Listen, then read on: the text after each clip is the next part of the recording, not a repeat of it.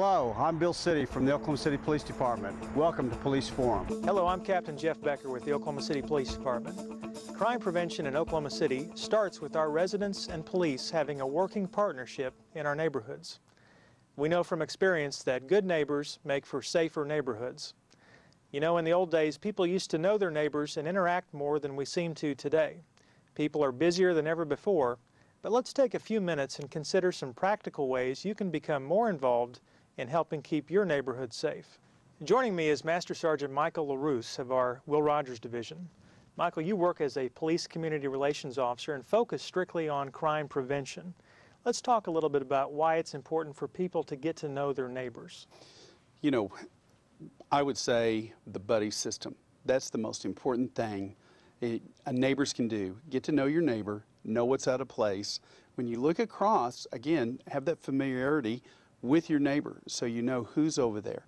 They're watching you, you're watching them, simply. When you do talk to your neighbors, do you think that people should exchange phone numbers, contact information? Yes. It's very important that you trade information. That way, when something looks out of sort, but if it rises to the level of possibly suspicious or like a criminal act, 911 first, obviously, but you could touch bases with your neighbor, tell them when you're out of town, who's going to be visiting while you're gone, things like that. Information is probably one of the most things that you want to have in a relationship with your neighbor. Well, let's talk a little bit about why it's important to keep an eye not only on your house, your neighbor's house, but really the area around your block.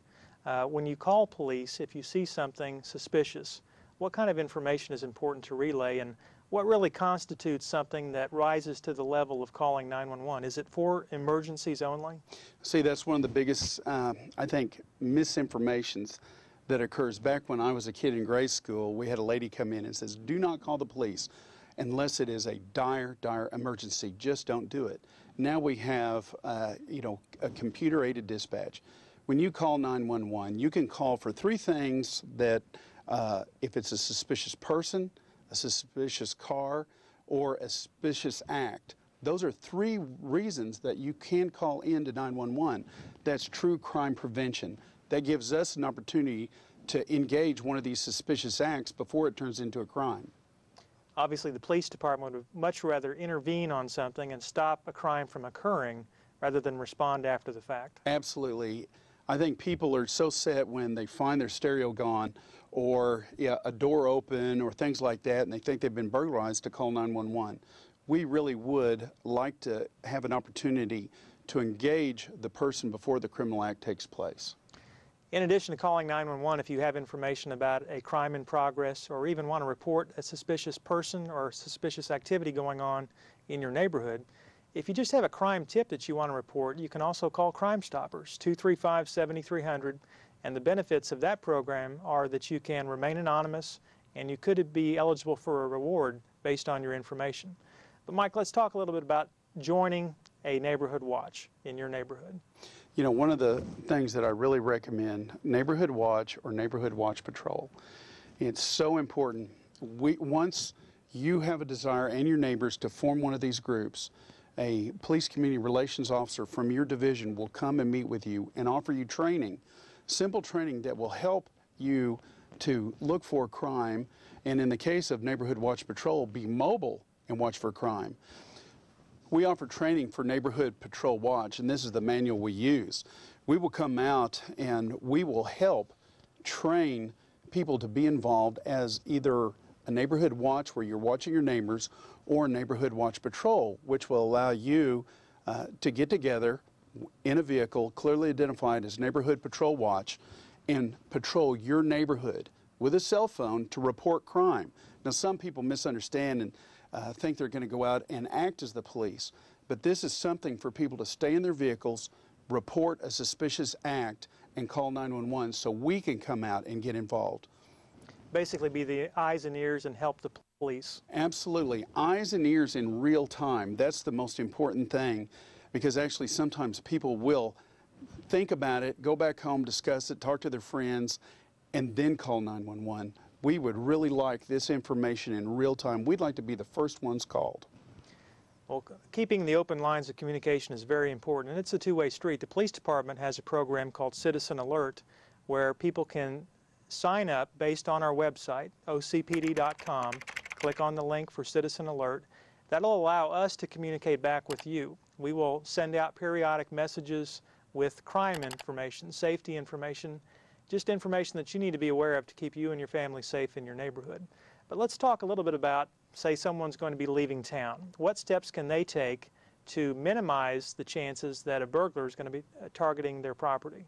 Well, naturally, if you are involved in a neighborhood association, let me just say, if you're not, call one of the PCR officers and find out if you already have a formed neighborhood association and join.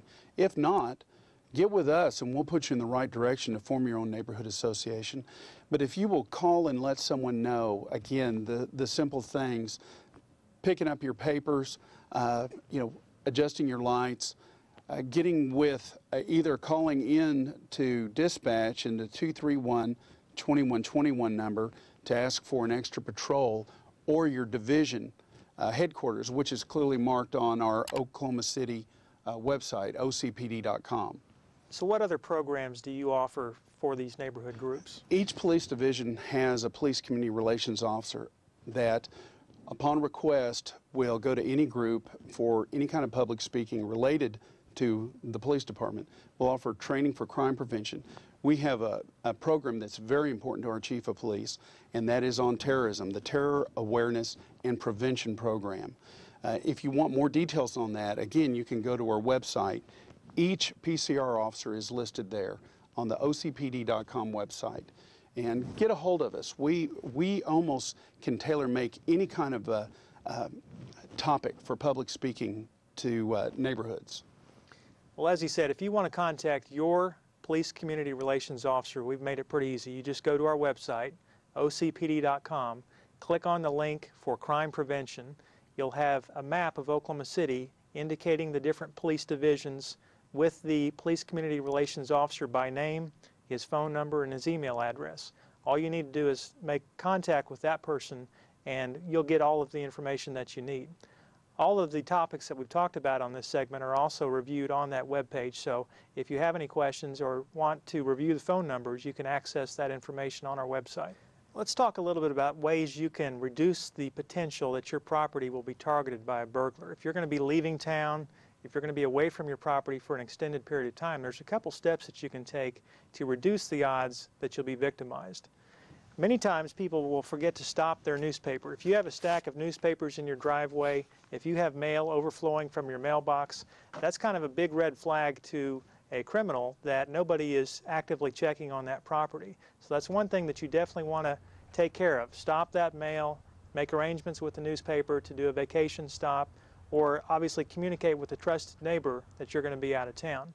What are some other steps you can take to reduce the odds? Well, I think you said it best. One of the best things is a trusted neighbor, because that trusted neighbor will be able to go over and show signs there at the house that there's activity, that it's not vacant. Because a lot of times criminals will they will go out and stalk an area, they will look at a home, they will try to gather intelligence. Because more important than the crime itself, again, is to get away with it. And one of the things my neighbors do, they'll call me up and say, hey, please feel free to park in my driveway. And that's a perfect thing. I will come and I will pull one of my cars into their driveway while they're gone. It's just whatever you can do to not make it look like your house is an orphan, that it's vacant. And that's just one of the best ways I can think. Exactly. Another trick is to leave a light on. If you have a timer on a light, basically look like someone is staying there. And see, and I also really like the motion-sensitive lights. Exactly. Because if there's a light on there all the time, you could get used to that. But again, motion detecting, that also alerts your good neighbors. Hey, what's going on over there? Why did the light come on? That is the first thing. But if the light's on all the time when it gets dark, you get used to that. So that's one of the things that you want to have a relationship with the neighbors so they will see what is unusual at your house. Also, I guess the main point is do not hesitate to call the police. If you see a suspicious person on your block, you don't recognize them, your trusted neighbors don't know who they are, the bottom line is we will come out there and check it out. It may be harmless, but we would much rather come out there and investigate something than have to deal with a burglary after the fact.